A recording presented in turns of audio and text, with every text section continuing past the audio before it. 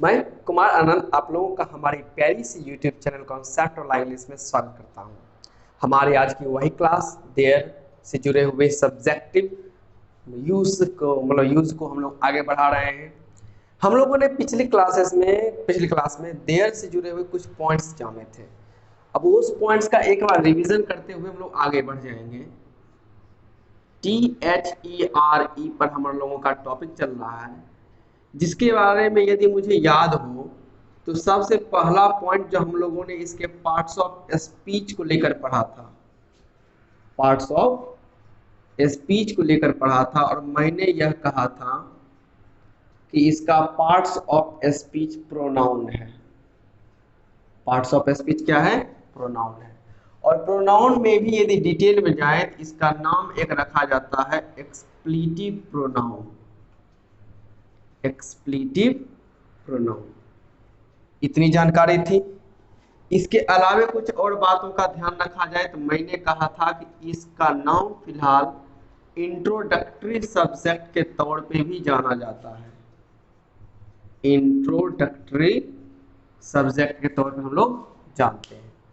और ज्यादा यदि बात करें कि देयर के यूज से क्या पता चलता है, तो तीसरा यूज कह सकते हैं टू से समथिंग और someone exist। किस लिए होता है? टू से समथिंग और someone exist। इस बातों को डिस्कस करने के लिए हम लोग इस पॉइंट्स को कवर करते हैं। अब इसी में हम लोग यदि बात आगे बढ़ाएं, पहला रहा कि देयर का पार्ट्स ऑफ स्पीच प्रोनाउन।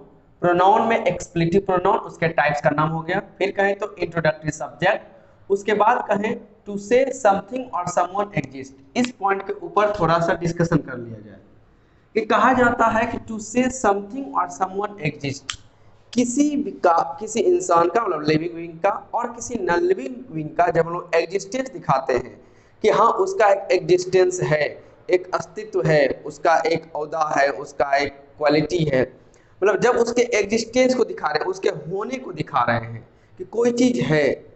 जैसे बाजार में एक दुकान है, बाजार में दुकान है, मेरे घर के बगल में एक व्यक्ति रहता है, तो आप क्या करें, एक दुकान या एक इस इंसान के एग्जिस्टेंस को आप दिखाने की कोशिश कर रहे हैं कि देयर इज समवन और समथिंग विच एग्जिस्ट, जो एग्जिस्ट करता है। जैसे मैं कह सकता हूं there is a shop. There is a shop, एक दुकान तो है, एक दुकान है। तो यहां मैं शॉप का ध्यान रखिएगा, इसके एग्जिस्टेंस को दिखाने का काम कर रहा हूं कि इसका एग्जिस्टेंस है, इसका अस्तित्व है, इसका होना है। इसी में आगे बढ़े तो मैं कह सकता हूं there is a book. There is a book, एक किताब है। तो इस बार हम लोग एग्जिस्टेंस किसका दिखाना चाह रहे हैं? इस बुक का दिखाने का हम लोग काम कर रहे हैं। पहला में पता चला देयर इज अ शॉप, उसका एग्जिस्टेंस है। उसके बाद मैंने कहा देयर इज अ बुक, उसका एग्जिस्टेंस है।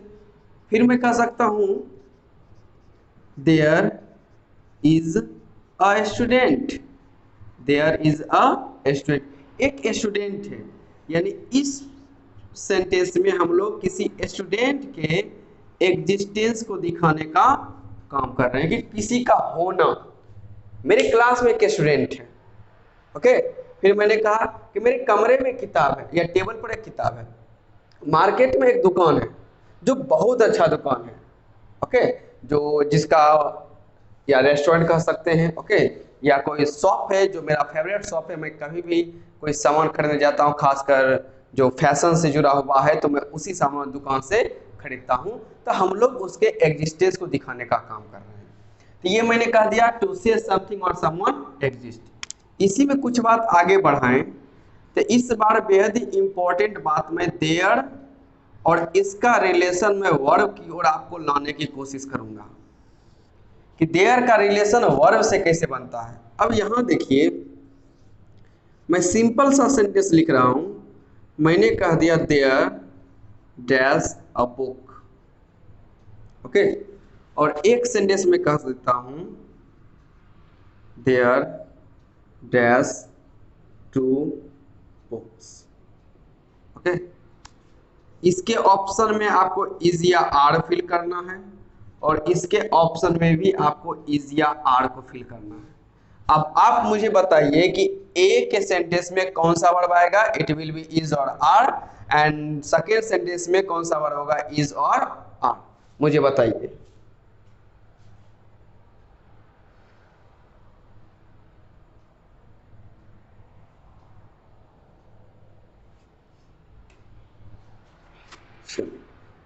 अब यहां कहिएगा कि आप कहेंगे सर यहाँ पर देयर इज अ बुक होना चाहिए और यहाँ आप कहते हैं कि सर यहाँ पे देयर आर टू बुक्स होना चाहिए, यानी कि यहाँ पे आपने इज फिल किया और यहाँ पे आपने आर फिल किया है। अब कहूंगा आपको कैसे पता चला कि यहाँ पर इज होगा वहां पे आर होगा, तो आप कहेंगे सर यहाँ ए बुक के बारे में बात हो रही है और ए बुक सिंगुलर है, ए बुक सिंगुलर है, जिस वजह से हम लोग वर्ब क्या लगा रहे हैं, सिंगुलर ही लगा रहे हैं। ये वर्ब क्या हो गया, सिंगुलर हो गया। यहाँ आप कहेंगे सर यहाँ पर टू बुक्स जो कि प्लुरल है, तो हमने यहाँ पे वर्ब भी क्या लगा दिया, प्लुरल ही लगा दिया। ये आपका कहने का वक्तव्य होता है या स्टेटमेंट है। अब मेरी कहने का मतलब, मैं जो इस एक बात कहना चाहता हूं, आप यहाँ पर जो वर्ब आ रहा है उसका सिंगुलर होना और यहाँ के वर्ब का प्लुरल होना, आप इसके सिंगुलर और प्लुरल होने पर डिपेंड करवा रहे हैं। और आपको अच्छे से पता होना चाहिए, और मैंने पिछली क्लासेस में बताया भी है कि वर्ब का रिलेशन कहीं न कहीं, ध्यान रखिएगा, सेंटेंस के सब्जेक्ट के साथ होना चाहिए, सेंटेंस के सब्जेक्ट के साथ होना चाहिए। सब्जेक्ट सिंगुलर हो जाए तो वर्ब भी क्या हो जाए, सिंगुलर हो जाए, और सब्जेक्ट प्लुरल हो जाए, ध्यान रखिएगा, सब्जेक्ट प्लुरल, तो वर्ब भी क्या हो जाना चाहिए, प्लुरल हो जाना चाहिए। ये बात हम लोग जानते हैं कि सब्जेक्ट सिंगुलर है तो वर्ब सिंगुलर और सब्जेक्ट प्लुरल है तो वर्ब भी प्लुरल। अब इसी बात को आगे बढ़ाते हैं। जो ही सेंटेंस कह दिया गया है हम लोगों के सामने, देयर इज अ का, अब इज वर्ब है, इज क्या है, वर्ब है, और यह वर्ब सिंगुलर है, ये वर्ब क्या है, सिंगुलर है। निश्चित तौर पे इसने अपना कोई ना कोई एक सब्जेक्ट तो ढूंढा होगा। यदि वर्ब है तो उस सेंटेंस में उस वर्ब का एक सब्जेक्ट भी होगा, और सब्जेक्ट के ऊपर ही डिपेंड करता है वर्ब। अब आप कह रहे हैं कि सर यहाँ पे एक का होने की वजह से हमने लगाया है इज, तो आप कह रहे हैं कि यदि ये वर्ब इज का होना एक काव के वजह से है, तो आप कहना चाहते हैं कि यही इस सेंटेंस का क्या बन रहा है, सब्जेक्ट। बात तो इसी प्रकार से चलेगी।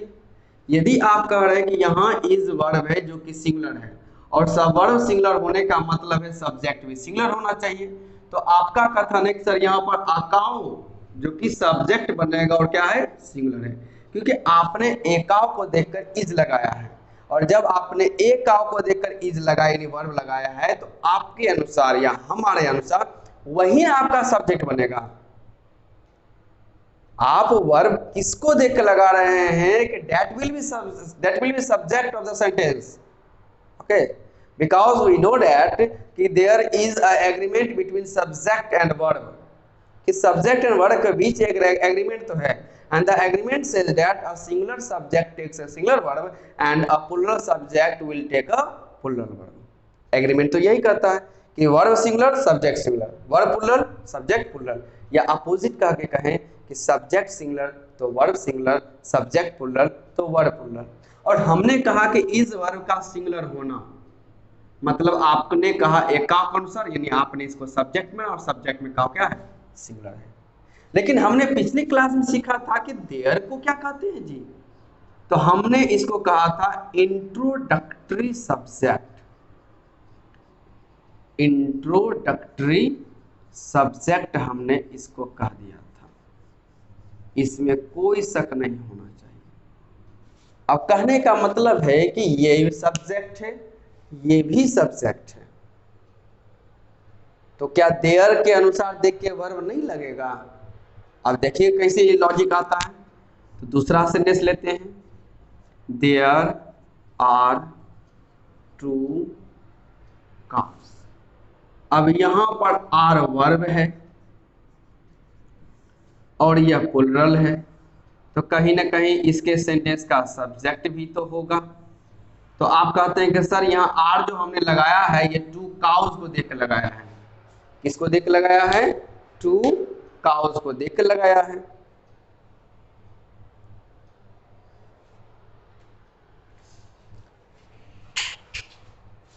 चलिए, अब टू काउज को देख कर लगाया है, तो अब वर्ब जो लगा रहे हैं जिसको देख कर लगाइएगा वह हमारे सेंटेंस का क्या होगा? सब्जेक्ट होगा। क्या होगा? सब्जेक्ट होगा। तो पता कर लेते हैं कि फिलहाल ये हमारा सब्जेक्ट है कैसा। और वर्ब प्लुरल है तो इससे समझ में आएगा कि सब्जेक्ट भी क्या होगा? प्लुरल ही होगा। वर्ब प्लुरल तो सब्जेक्ट भी क्या होना चाहिए? प्लुरल। तो कहने का मतलब यहाँ जो हमने आर लगाया है इसका सब्जेक्ट तो टू काउज है, तो फिर ये देयर जी को क्या कहिएगा? क्योंकि ये भी तो इंट्रोडक्टरी सब्जेक्ट ही है। पिछले क्लास में हम लोग इस बात को सीख चुके हैं कि देयर एक इंट्रोडक्टरी सब्जेक्ट है।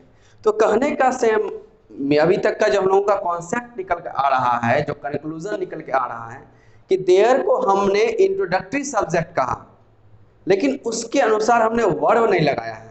वर्ब तो हमने किसी और को देख के लगाया है, और जिसको भी देख के आपने वर्ब लगाया वह भी तो सेंटेंस का सब्जेक्ट होगा। वह भी क्या होगा? सेंटेंस का सब्जेक्ट होगा। तो फिर इंट्रोडक्टरी को क्या कहा जाए? सेंटेंस में सब्जेक्ट इंट्रोडक्टरी सब्जेक्ट इसे कहते हैं। अब वर्ब लगा रहे हैं उधर की ओर देखकर। अब यह डाउट पता नहीं किन्हीं के माइंड में आता है कि नहीं आता है, लेकिन सेंटेंस में कुछ तो है कि देयर को कहा जाता है इंट्रोडक्टरी सब्जेक्ट, लेकिन वर्ब लगाते हैं ए काउ और टू काउज, यानी वर्ब के बाद जो शब्द आता है उसको देखकर, और उस पर कोई डिबेट ही नहीं करता है, कोई बता ही नहीं रहा है, सिर्फ कहता है हाँ जब सेंटेंस देयर से स्टार्ट हो तो बाद में आने वाला नाउन सिंगुलर तो वर्ब सिंगुलर, और बाद में आने वाला नाउन प्लुरल तो वर्ब क्या हो? प्लुरल हो। अरे भाई जरा सोच के देखिए एक बार, देयर को आप इंट्रोडक्टरी सब्जेक्ट कर रहे हैं, अब वर्ब लगा रहे हैं आप किसी और को देखकर, तो वो कौन सा सब्जेक्ट होगा? कोई तो नाम दीजिएगा। एक तो मैंने आपको पिछले क्लास में समझाया है कि देयर का पार्ट्स ऑफ स्पीच यहाँ पे प्रोनाउन है, और वो भी कौन सा प्रोनाउन? तो इट इज एक्सप्लेटिव प्रोनाउन। अब सिचुएशन ये खड़ा हुआ कि यदि हमारे लोगों का सब्जेक्ट ये है सेंटेंस जिसके अनुसार हम लोग वर्ब लगा रहे हैं, फिर इंट्रोडक्टरी सब्जेक्ट का क्या कहूं? क्या इसके अनुसार कुछ नहीं लगाते हैं? अब समझिए इसका लॉजिक क्या है। अक्सर आप कभी किसानों को देखे होंगे खेती करते हुए, फार्मिंग करते हुए, तो वहां पे एक पुतला लगाया जाता है, यदि आपने कभी देखा होगा तो इस प्रकार का रहता है।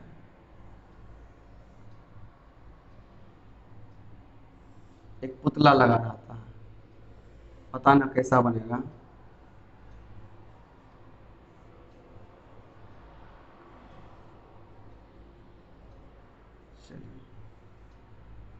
चलिए अच्छा ही बनेगा। इस प्रकार का पुतला आपको नजर आ जाएगा। ओके, कुछ घास फूस ऊपर रख दी जाती है, यहाँ पे घड़ा रहता है शायद।